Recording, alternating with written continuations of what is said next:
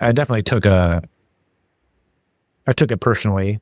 At the same time, the fans were feeling a similar thing, which is an interesting journey that I went on with them, because they would often come up in those years after and at conventions that I did and say, no, it's not popular to like your movie, but I like it. I fight with my friends and it's the best Superman movie. But everybody had to kind of like be cagey in their support of Superman Returns, because they thought the world didn't like it, but they did. So then which we'll get to my eventual return, like they went on a journey with me of like upset that it wasn't getting respected to now, we're back. They're validated and I was validated.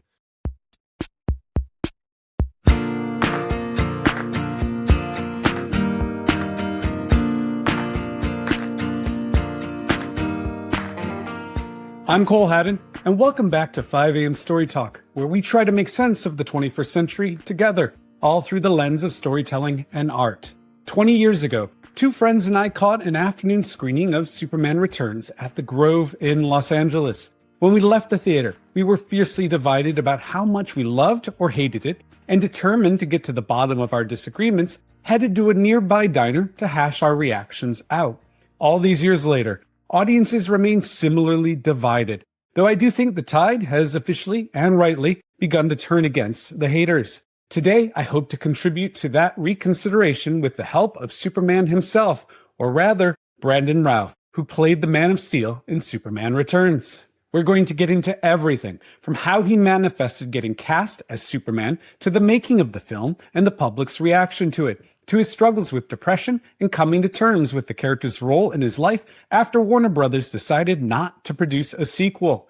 You don't have to love Superman Returns to get anything from this conversation either. Start to finish, it's just a great story in 3 acts about a guy who was told to believe he could fly, who was grounded by forces beyond his control, and who found his way back to believing through fans and an unexpected second chance to play the character 13 years later as part of the CW's Arrowverse crossover event, Crisis on Infinite Earths. Now, as for the film itself, I've never understood why Superman Returns isn't more appreciated. Though to be clear, it's always had a very passionate fan base. It's a continuation of the Richard Donner, Christopher Reeve films that features numerous amazing action sequences, including one I'd argue is amongst the best ever put on film. It's packed with heroic moments, shots so iconic they could be framed, and a ton of heart. It's also the most brutal take on Lex Luthor put on film. I mean, the ex-con shivs Superman in the back with a piece of kryptonite and Prison Yard stomps him. Brandon has some thoughts on why Superman Returns didn't resonate with everyone, but one of my least favorite complaints is the fact that the film involves Superman having a kid with Lois Lane, except in the year since, Superman having kids has become absolutely normal across mediums. For example, on the TV series Superman and Lois, he had multiple kids. In comics, I can't even tell you how many offspring there are now. This is an example of why I think Superman Returns deserves serious reconsideration. When you look back at it today, its flaws often seem silly in hindsight. It's just an operatic and often poetic take on the character, just like the first 2 Donner films. More interested in treating Superman as a vision of what we can be, rather than a god to be deconstructed by a cynical culture. It's worth noting that even though we don't get into the subject during our chat, I suspect Brandon was as excited as I was to talk about and celebrate Superman Returns with me, if only because retrospectives about it on its 20th anniversary aren't exactly easy, since 2 of its key players have been repeatedly accused of sex crimes in the years since the film's release. I'm going to avoid commenting on any of that, except to say it makes large-scale look-backs at Superman Returns pretty damn hard. There were no similar retrospectives for The Usual Suspects' 30th anniversary last year either, which both men were involved with too. It's something we don't think about enough, how the alleged actions of individuals can derail the work, careers, and passions of hundreds of other people involved in making art. Before I dig in, you should know that Superman Returns was written by Michael Dougherty and Dan Harris with a story by Bryan Singer, Dougherty, and Harris. Singer directed. It also starred Kate Bosworth as Lois Lane, James Marsden as her new man and alleged baby daddy, and Kevin Spacey as Lex Luthor. Parker Posey deserves a special shout-out for just being brilliant as she always is, and hilarious start to finish as Luthor's right hand. If you enjoy my conversation with Brandon, be sure to subscribe to 5 a.m. Story Talk here or at Substack so more conversations like it keep showing up in your life. Brandon will also return for a bonus episode to discuss a seminal piece of art from his life, which he'll name for you at the end of this first part of our conversation. But you won't want to miss this one, I think, especially if you grew up in the 80s, like us. All right, let's do this. Let me introduce you to actor and Superman, Brandon Routh. Welcome, Brandon. It's so great to meet you. How are you doing today? I'm great. It's great to meet you as well, Cole. Happy to be here. I'm doing well. It's later here in Los Angeles, so the day's just starting here, a bit gray, but excited to do this.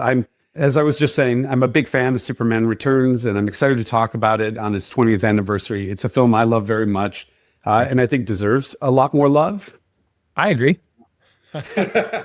Well, so to prep, what I did was research the film rather than you, so I can find out about it through you and find out about you through this conversation. But something I did manage to come across was the fact that you auditioned for Smallville, a few years before this as well. Is that true? Yes, yeah. So that would have been 2000, I think, and 2001. Like around the fall and winter and at that time. Yeah. And I got a call back and I thought, this is the thing, because my first manager had kind of set the Superman, put Superman in my sights when he mentioned that I looked a lot like Christopher Reeve. I'm a big fan of him. If there's ever a TV show or movie, I'm definitely going to get you in on that. And from that moment on, back in 1999, it was like a small part of a possibility, the smallest, right? But it grew and grew and grew. And so then when Smallville came around, I was like, oh, this is it. And then when it didn't happen, I was like, oh, no, they were wrong. Or I was wrong, or stupid me believing in dreams. But no, then Tom got it, and that was great. And now I'm friends with him. Were you a fan of Superman as a kid? Did he mean as much to you as other characters? I don't, to be most honest, I did not have, I love Superman. I love Superman the movie and tell a story, which is a real story about being so excited to see it the first time when I was, 5, 6, 7 it was on TV, and then my Superman pajamas that I made myself sick with a migraine headache, and half the movie I spent, lying down on the couch ready to puke into a bowl. And then superheroes, because they weren't around everywhere, and I didn't have friends or family that collected comic books, they weren't in my experience in a daily basis. It was sports, friends, going through the woods, playing Nintendo.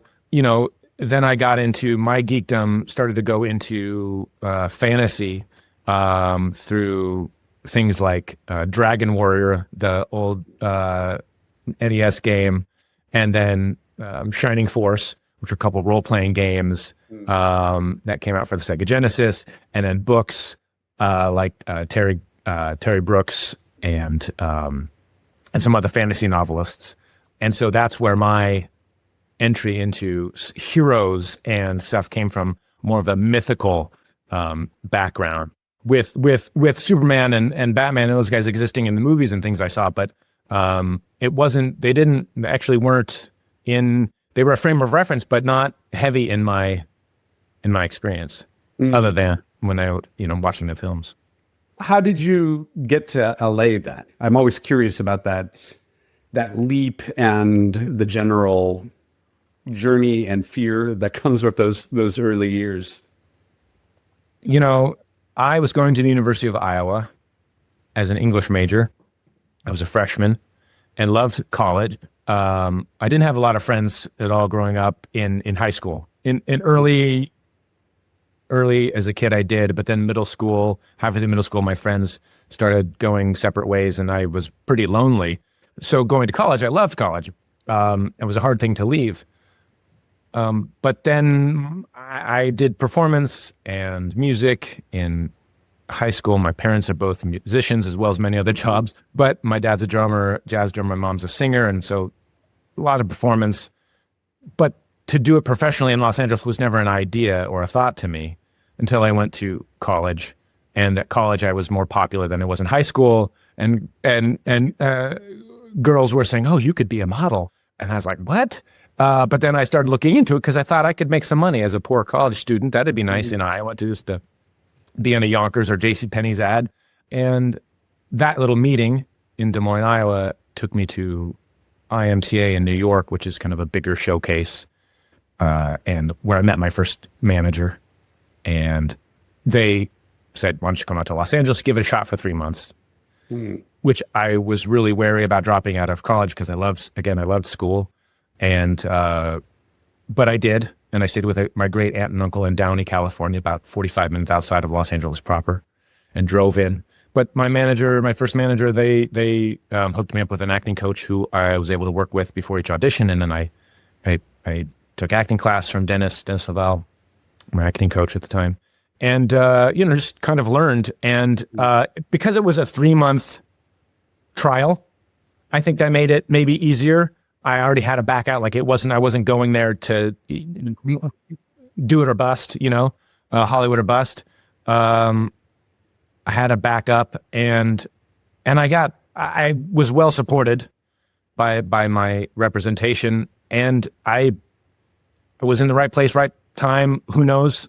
All the metaphysical stuff you can throw out to intentional, unintentional, on my path or whatever, doors opened up. I said yes to opportunities, and I think other than a couple stumbling blocks, I was very well supported in my experience in many ways. So it wasn't it was never a thought of if I failed so much in the beginning. It was, I'm not sure I want to go and do, and what is this life? This new life.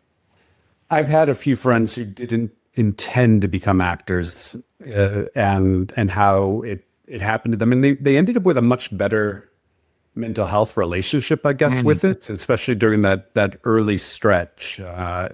For me, I wanted to be a screenwriter since I was 12. Failing wasn't really an option. It was my whole identity was going to be a failure in that case. There's still pressure, but maybe you threaded the needle in a more positive way.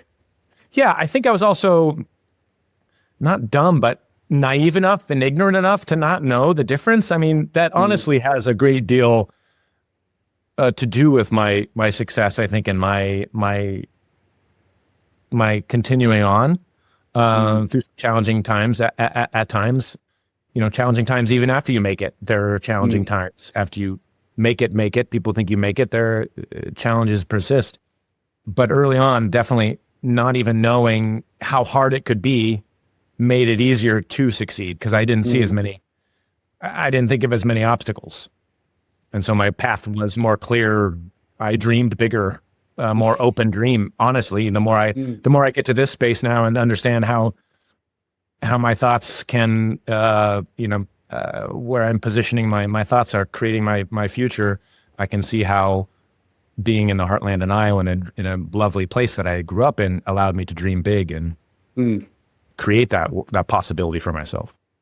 So I'm sure you've told this story a million times in various forms, but I want to hear it and interrogate it myself. It's 2005, I assume.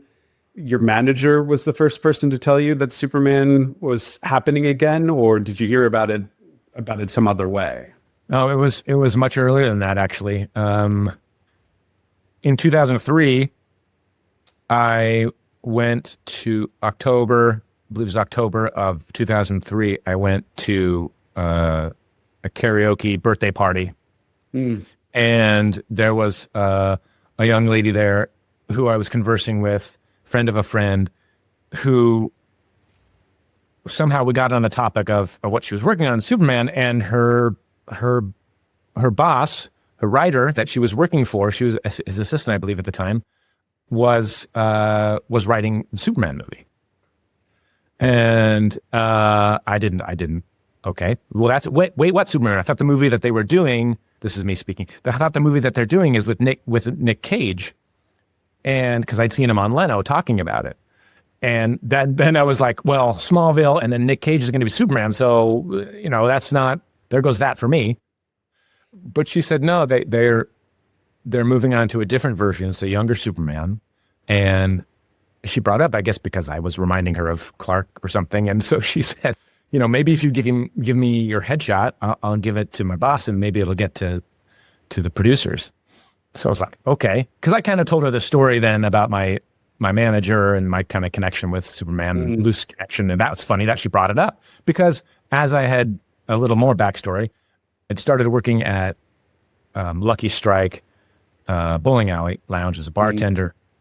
And it was there. And then a couple other places, once I moved out to Los Angeles, there had been more than one person who had then remarked about my resemblance to Chris. And so it was kind of become a running thing for me a little bit. So when she mentioned it again, I was like, wow, this is another sign. And me coming from Iowa, I collected a lot of signs, and I saw a lot of connection and many possibly serendipitous moments in life. I helped add to my belief that this was something that was a possibility for me. So I ended up driving over to Disney offices and parked my car and walked into the Lost offices, happened to be the Lost offices, to deliver this headshot to her. And lo and behold, she was working with J.J. Abrams at the time. And wow, yeah. So that was that, and kind of nothing, I don't know that anything ever came with that, that headshot ever got anywhere necessarily. But then about a month later, I would end up meeting Courtney Ford, who is now my former wife, but became my girlfriend at the time in November, and her brother, Bob Orsi, was writing partners with JJ at the time on Lost. And so I thought, a month later when I met her, I was like, this is weird and strange. Of course, I don't think I even knew that yet. I didn't know that it was months into dating that I knew that he was a writer and all that business, but just an odd, an odd connection in and of itself. And so then in February of 2004, there was a television pilot being cast for the CW. It was called The Mountain. And Stephanie Savage and McG were producing it. And McG was the director who was going to be the director of this new Superman movie at the time. So I saw that the paper come through the fax machine, and I saw his name on there. And I thought, if I go and have a good audition for this, maybe he'll be in the callback and I'll see him and he'll be like, you should come in and meet about Superman. Mm-hmm. So I went in and had this audition. It was for the bad guy, the edgy guy, of which I always never get that role. Especially then, because I had no edge. I have very little edge now, but I was not good at being edgy, the cool guy. But I got a callback. Mm. And so I went to the callback, and McG wasn't there, but Stephanie Savage was his producing partner. So I did the scene, and I was talking to Stephanie, and she happened to have gone to the University of Iowa for some time, did some ice skating. I think we talked about ice skating, and I can't remember what else, but we got done with that meeting, and I got a call again to go in for a third time. And I went in a third time and read for this other role. They really liked me and they wanted me to put me in the show, but they couldn't figure out, what to cast me at. So they had me come back in, and I read for the role. And then a couple of days later, my manager called and said, as I was driving, and said, "I got good news and bad news. What do you want? Which first?" And I said, "Well, the bad news." So the bad news is that you are not getting the role in The Mountain. They didn't see that it was going to work. And I was like, oh man, because I was really I needed some money. I needed to work. And then I said, okay, so what's the good news? He said, you might want to pull over. And I said, no, what's the good news? He said, well, after meeting with you, they basically sent word to McG that they think that he should meet with you to come in about Superman. So the literal thing that I thought I made happen happen. That's crazy. I've told the story, and sometimes when I tell it, it doesn't seem as crazy as it is, but listen, there are so many things that are odd about the story in a good ways. So I had the meeting with McG, about 20 minutes. We didn't talk about Superman at all. In fact, I remember talking about him and surfing, and he was a surfer, and I don't surf, but I'm a swimmer, and I don't know what else. I tried to be as, Clark and Superman-like in that meeting as possible to represent the character. And I think that was the first time I met John Peters, who was one of the producers. And then I left. The funny thing before that meeting, I have to go back up. The night before that meeting, I was working at Lucky Strike, and I worked late. And I'd been going to the gym because I only found out at this meeting like 2 weeks before it was going to happen. So I was in the gym just trying to get as big as I could. And it was about 3 a.m. and I walked into the 24-hour gym in my apartment. Nobody was in there, but the TV was on. So I walk in and I go to the pull-up bar and I'm going to do some pull-ups, and I start to pay attention to what's happening on the TV. And it's Saturday Night Live. It's a rerun of Saturday Night Live. And the announcer says, "Live from New York at Saturday Night Live with guest host Christopher Reeve." And Chris hops out in his one and only performance on SNL in a pink bunny suit. And I was flabbergasted. I looked around. There's nobody around to watch me see this, that on the little night before I'm going to have my first meeting about this, of all the channels that could have been on and all of the reruns that could have been on, that I just happened to 3 a.m. come into the gym right at that moment was just like, oh. And so anyway, I was feeling pretty good about the meeting going in.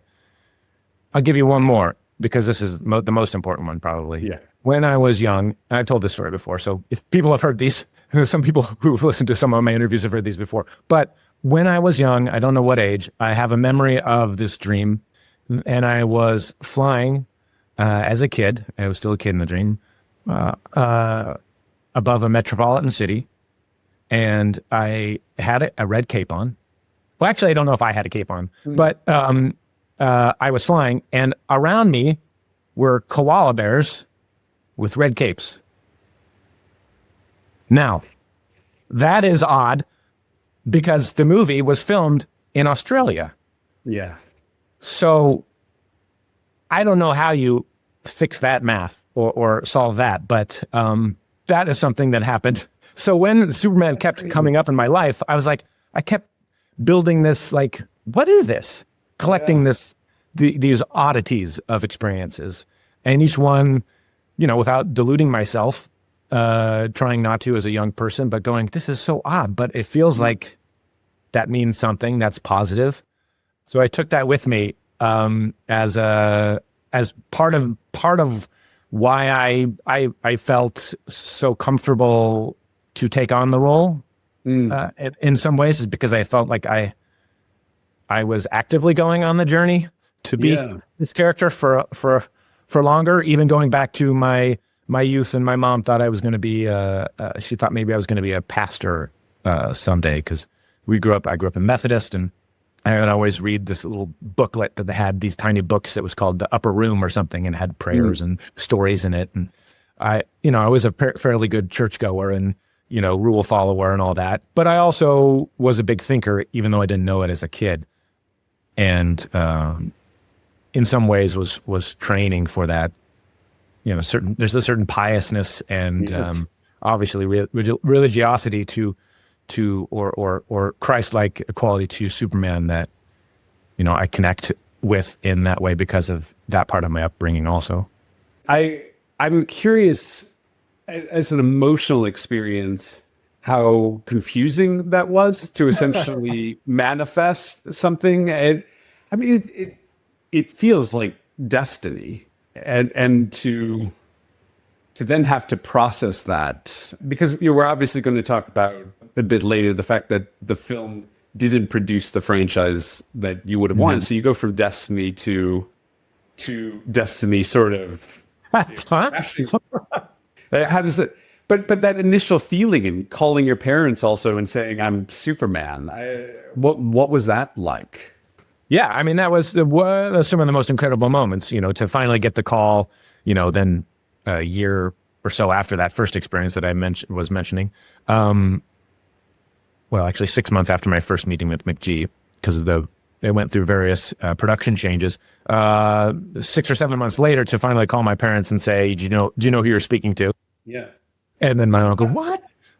No, that was incredibly exciting. All the possibility, the journey, just the fact that this little kid from Iowa had come out to Los Angeles and done that. Like, and I don't think it's hard to unpack those moments because I didn't have the worldview experience necessarily, or time or space or maturity or whatever, wisdom to unpack that. And to be honest, talking about it now, I feel like maybe I need to go back and have a meditation, kind of about that experience and just put myself back in that of that time a little bit to feel what it was, to feel again what it was like, and not just go from, okay, now what do I do, but honor that it happened, I'm curious also, you get this amazing news. When do you see the script? And when do you realize the Superman essentially that you're going to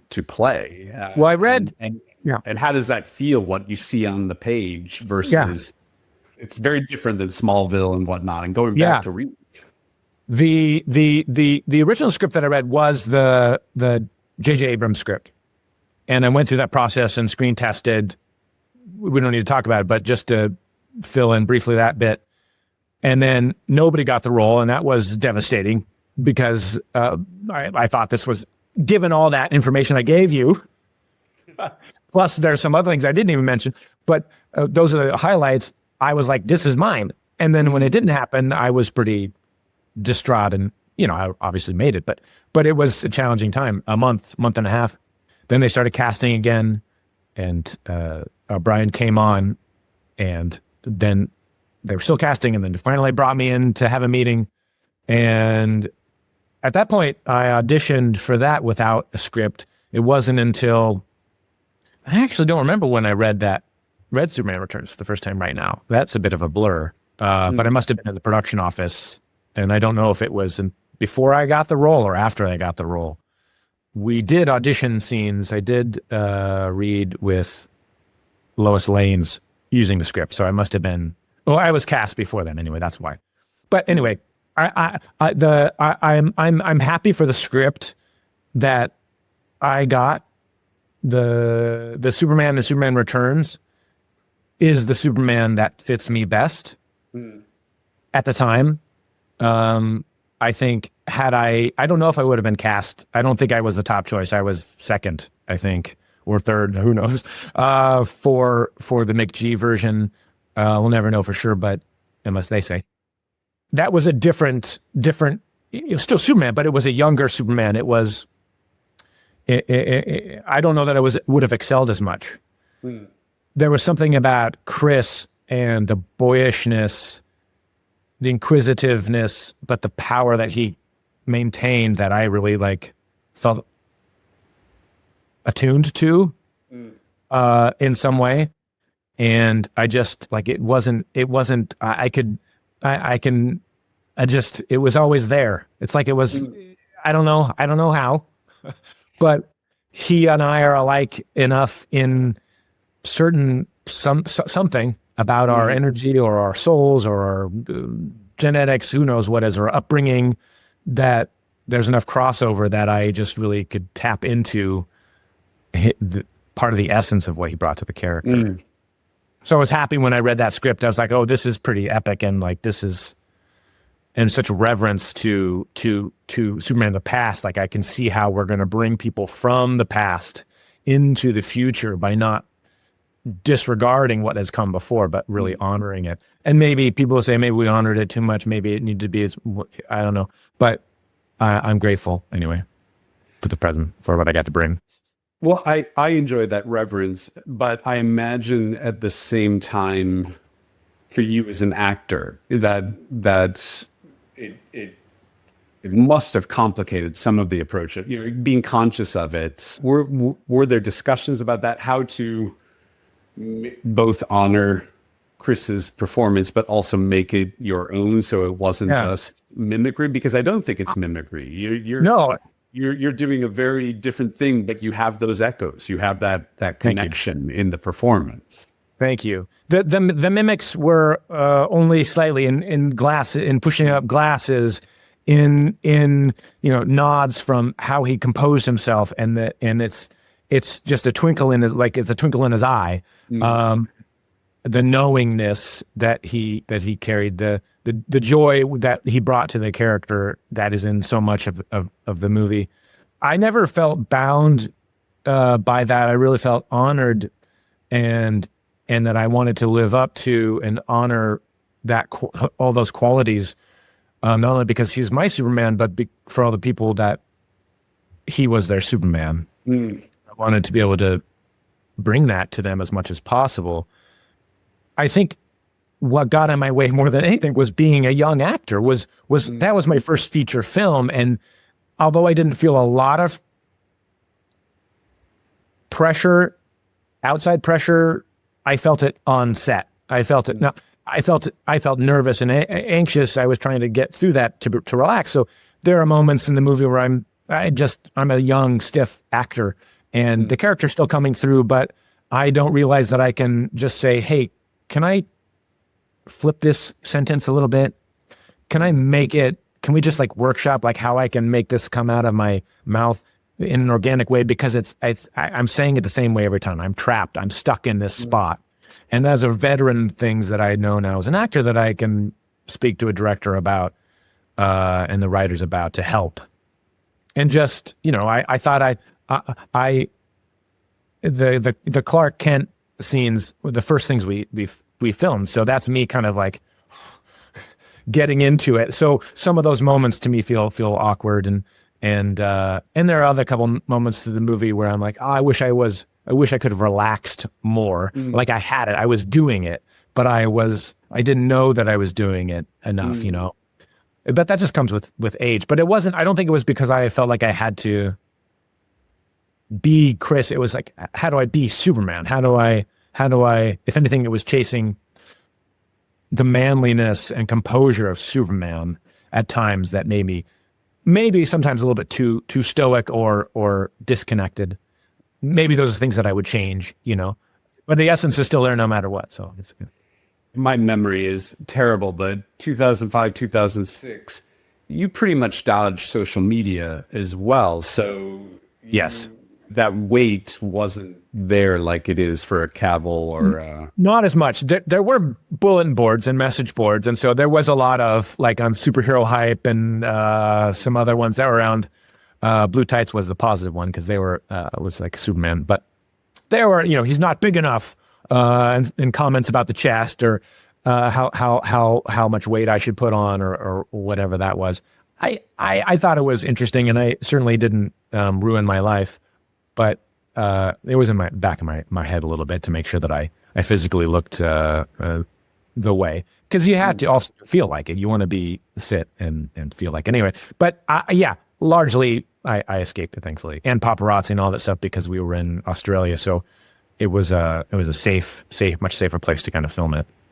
I think I'm not alone that plane sequence. I don't think it's just one of the best Superman sequences. I genuinely think it's one of the best action sequences shot and put on film. It's an incredibly well structured sequence, and I think the most beautiful moment for me isn't. The most beautiful moment of it is Lois, Kate Bosworth, looking out the window and seeing you shoot past, and this angel, and it's just, there's something really mystical about it. Did it feel, how conscious were you guys of that Christ-like presence? Hey, my friends, we'll get back to my conversation with Brandon Routh in just a moment. This is the part of the episode where, out of a general interest in seeing this newsletter and podcast grow, I ask you to remember to subscribe to 5 a.m. Story Talk if you haven't already. Better yet, become a paid supporter if that's something your bank account can manage these days. At Substack, you'll get access to hundreds of exclusive articles and more than 50 hours of bonus podcast material, like today's bonus episode with Brandon. Most importantly, you'll help ensure that I can keep spending as much time on 5 a.m. Story Talk as I do, bringing you multiple features every week. You'll find all the relevant links you'll need in the episode notes. All right, let's get back to my conversation with Brandon now. How conscious were you guys of that Christ-like presence? Because it's heavier than it is in the Donner, and I like it, but this time there are cruciform floating sequences and whatnot. Yeah. Thank you. No, It's definitely in there. And there were conversations slightly about it, whether they were I don't know, they were really in pre-production, but on set, and, like understanding kind of the idea of where some of the stuff come from, even though it was not, certainly not touting any religiosity. It was showing the similarity between, in some ways. And I think it's apropos. I think that's part of the interesting aspect of Superman. That's certainly places that I went in my head and in my meditation and imagining about what it would be like to be the most powerful being on Earth. That's a place where I went. And what do you do? How do you help everyone? Can you help everyone? You can't help everyone, but are you the best or are you not the best? Like, what is if Superman saves everyone always, then he's just the savior. Superman is a lot about being a teacher as much as savior. And I think anyway that I appreciated those aspects of it. I think the powering up in the sun moment was one of my favorite moments. That's separate from the plane saving moment. But I think that in that moment, I knew that it was a special scene because it took months to do that green screen work for me and my stunt double and all the stunt team.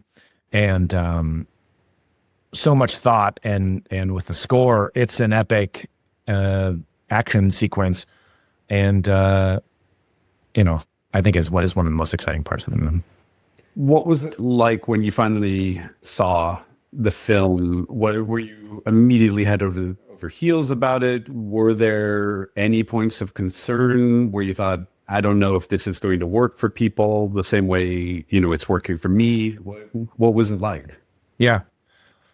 I thought that it was pretty amazing. I probably rose-colored glasses at the time because I'm the guy, but I think I was a little bit critical of myself, but at times, but really loved the totality of the movie, with the exception of, I think I was confused because they hadn't included the going back to Krypton scene, the 10 minutes or so of the movie that I think are on one of the DVD extended scenes that show Kal-El's journey back to Krypton, being duped by Lex Luthor, thinking that that Krypton still exists. He goes back, finds that it doesn't. Then when he comes back, you understand like why he's crash landed in the totality heaviness of like he went to see his homeland. It was all gone.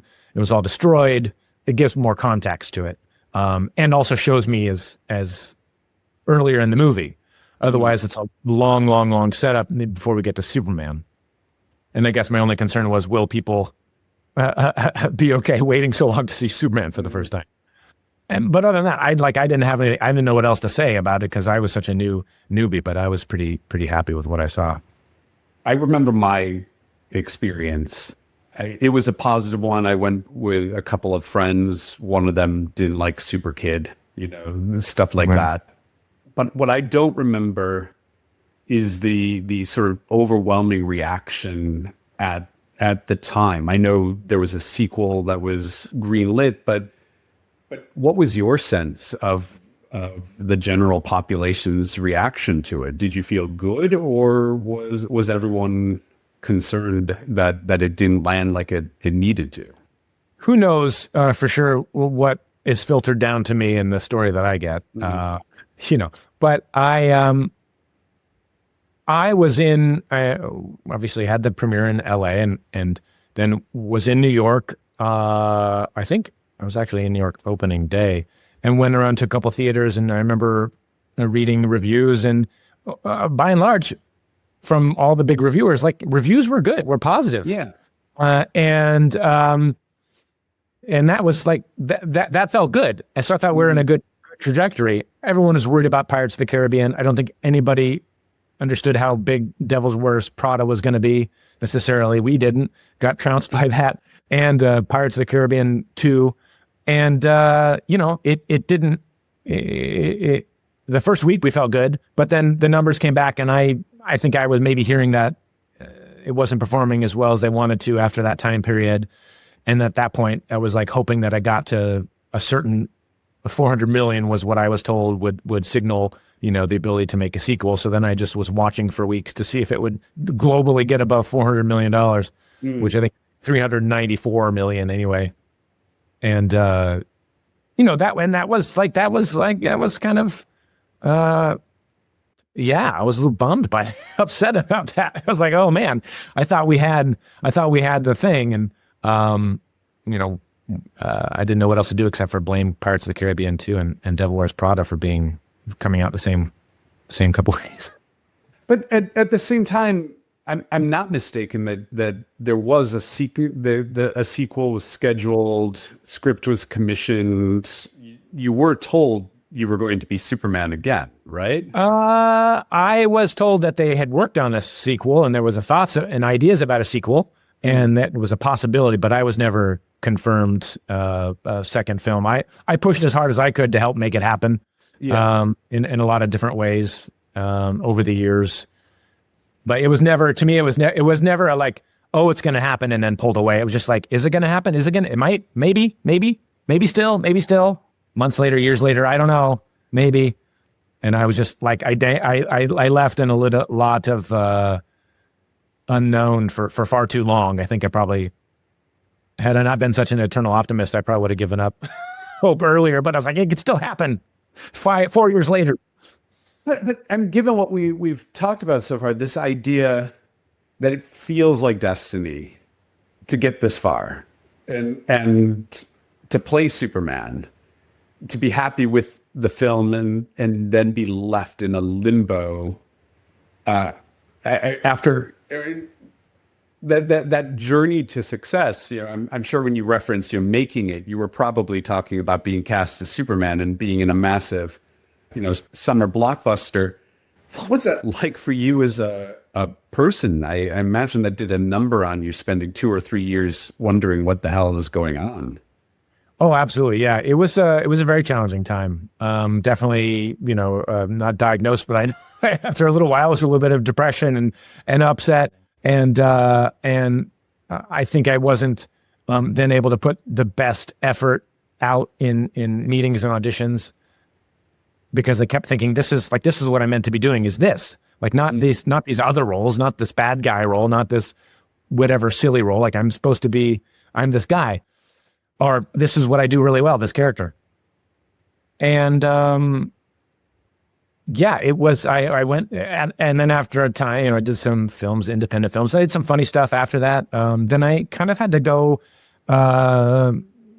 get a little bit more humility, for lack of a better term, and did some television roles that, I would normally have said yes to, which were all good and provided, ended up being part of the path.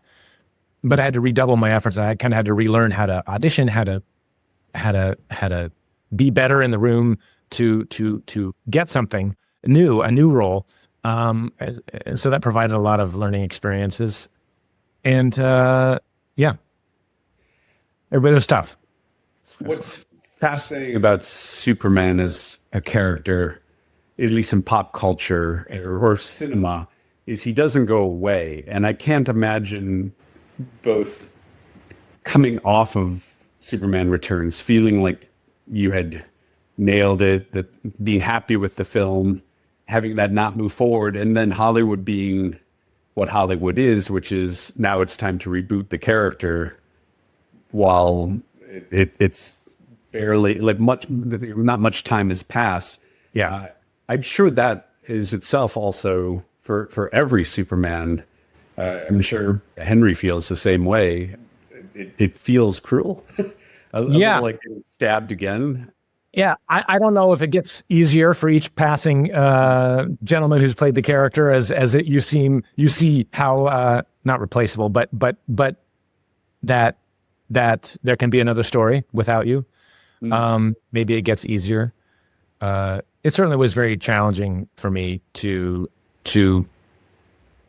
know that there was another film happening, and that I was like, I'm right here. Like I think I did. I think I acquitted myself well enough, but not everybody appreciated, or thought the same. Regardless of why the decision was made, I understand that they wanted to go with a whole new thing. So I don't even necessarily it's not really up to me to take, and I don't really have to take that personally in the end, because,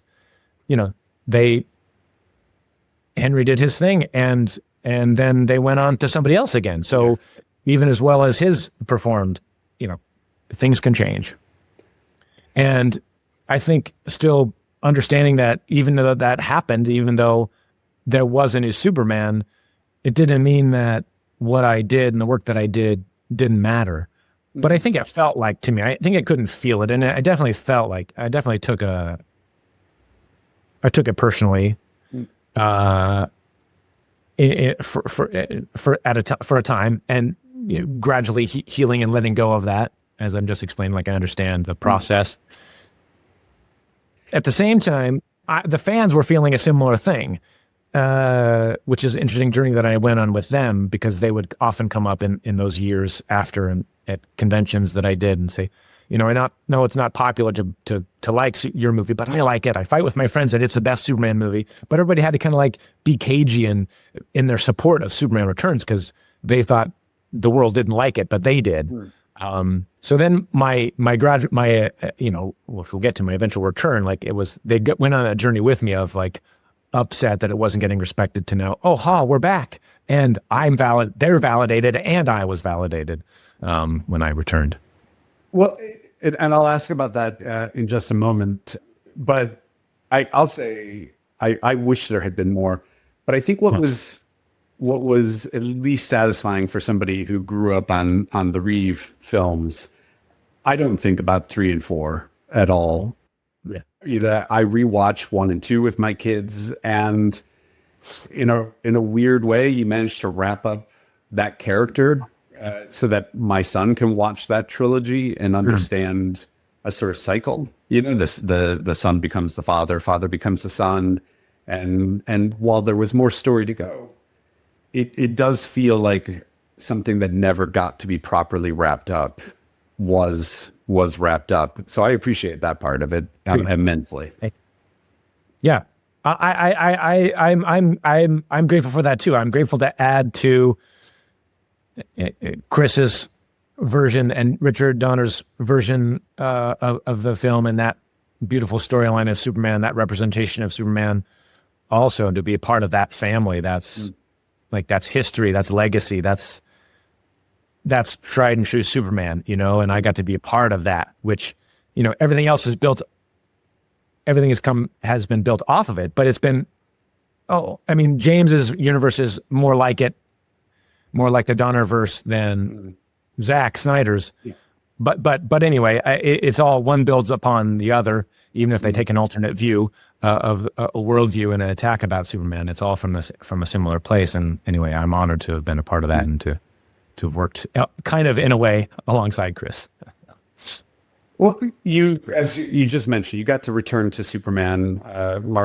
My friend Mark Guggenheim's the one who introduced us, but you got to return to him 13 years later during the Arrowverse Crisis on Infinite Earth crossover event. I think Tom, whom you mentioned, is a friend of yours, was hesitant about that. Was it an immediate yes for you? Was that easy? Yes, it was basically it was an easy yes. Once I did want a moment to think about it, and I had a couple, prerequisites. It came at a challenging time because, so it was a gift and also just a strange thing about life to be handed like a negative and a positive at the same time. I just found out the week before that, in kind of unceremonious way, that I was going to be written off of Legends of Tomorrow along with Courtney halfway through season 5, and felt like kind of disrespected in that way, and the way that was handled and the reasoning of it. And then to have Mark call and say, I'm handling the crossover this year. Would you like to, would you consider playing a different character with a different colored suit? something like that. And I was like, what? Are you saying what I think you're saying? I was like, a blue suit? He's like, yeah. It's like, are you serious? And, it was a shocking, kind of beautiful moment. I was very grateful, and still am. I'm, a little bit emotional about it right now because it meant a great deal that DC and Warner Brothers and CW obviously had said yes to it because I'd felt abandoned, or like the kid nobody wants to talk about because Superman Returns was, I don't know if it was on purpose or not, but it kind of got left and dirt shoveled on it. It felt like in the media and stuff, on which it wasn't, which for me was one thing, but also for fans. Again, it's like, there's a shared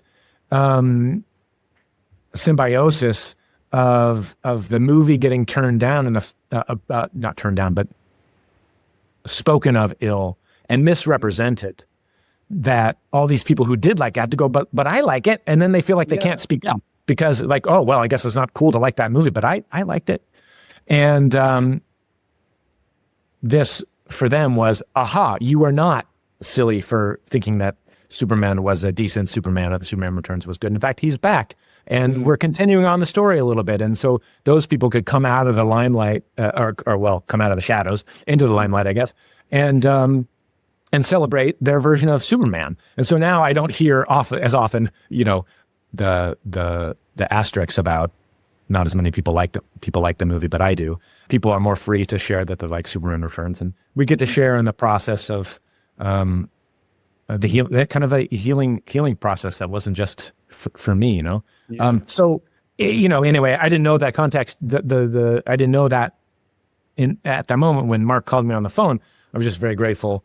And it meant a lot to my personal journey that I was like seen, honestly, and respected in a way. So if I had to leave the Arrowverse, I'm glad that I got to do that on my way out.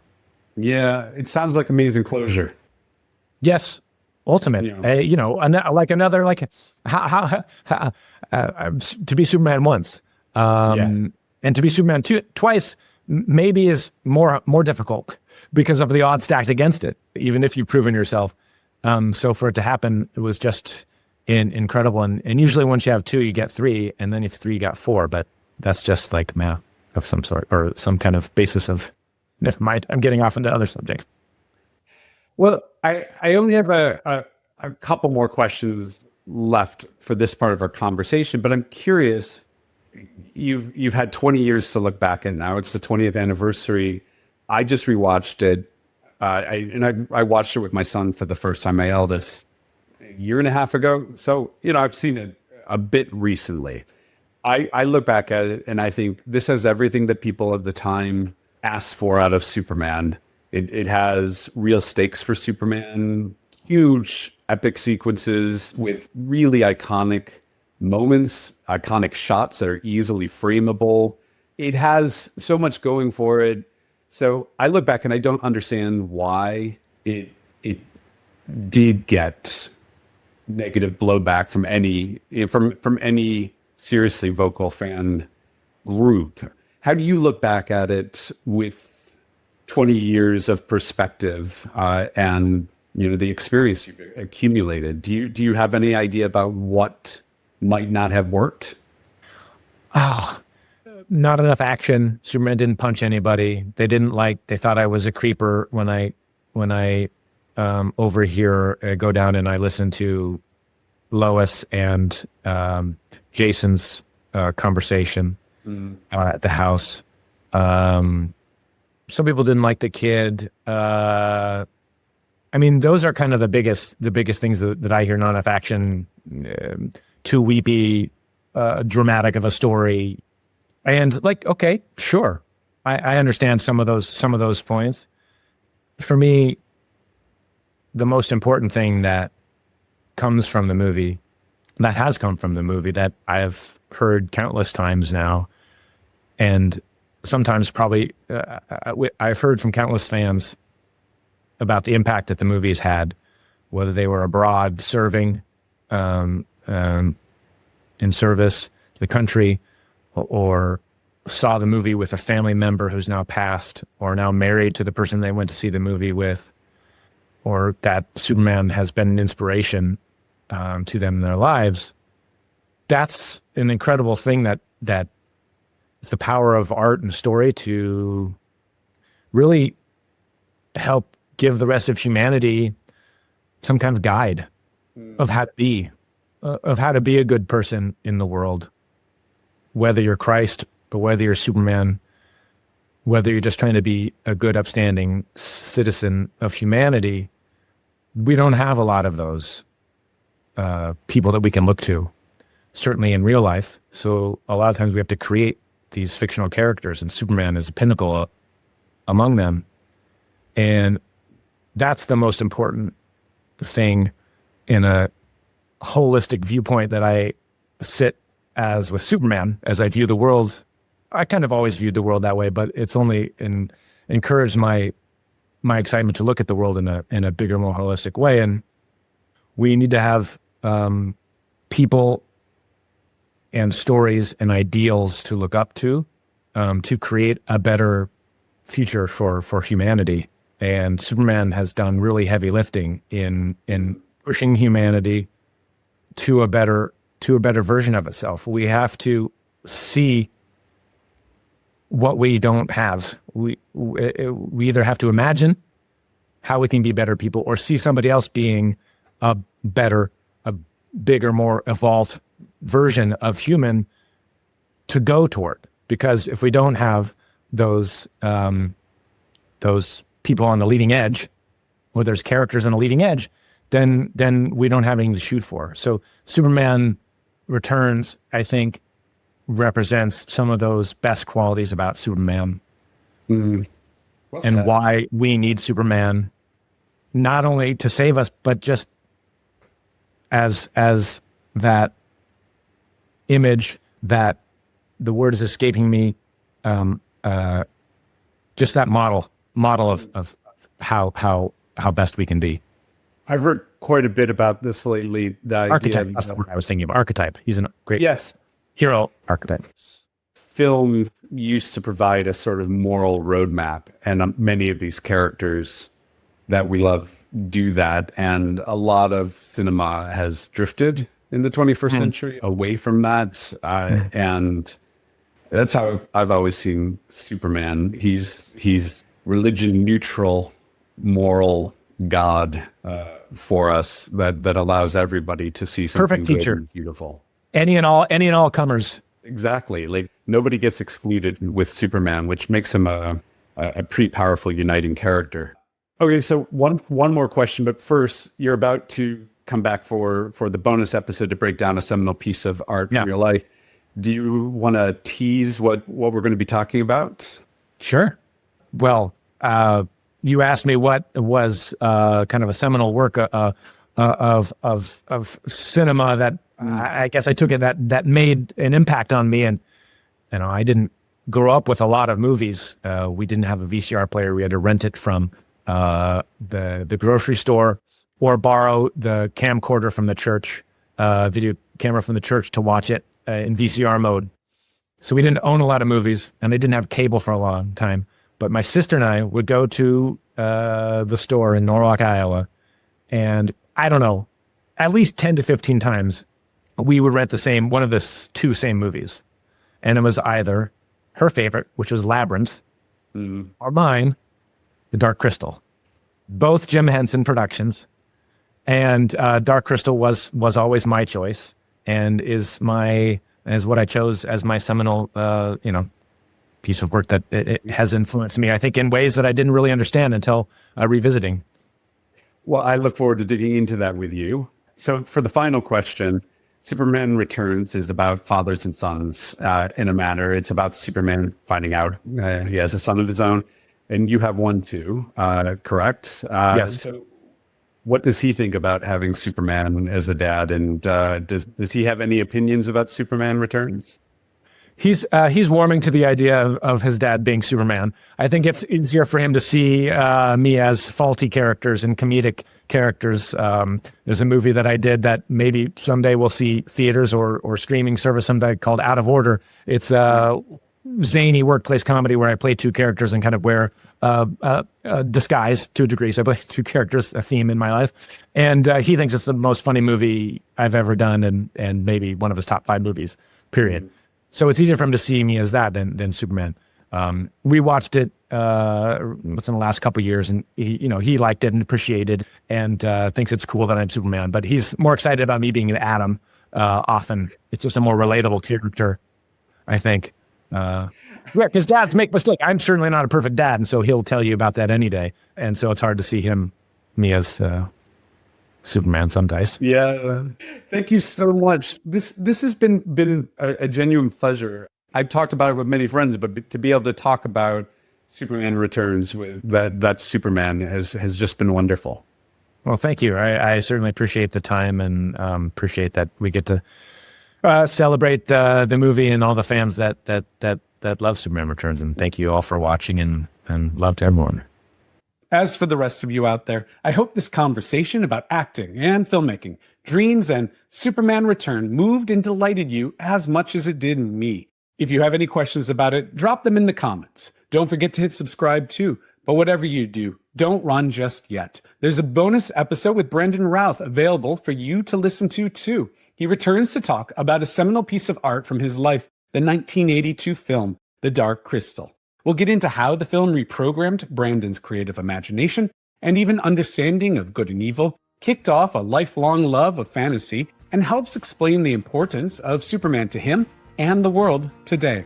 The best way to listen to this bonus episode is at the 5 a.m. Story Talk newsletter at Substack or Apple, which you can find links to in the episode notes. That's it for now, Story Talkers. I'll see you soon.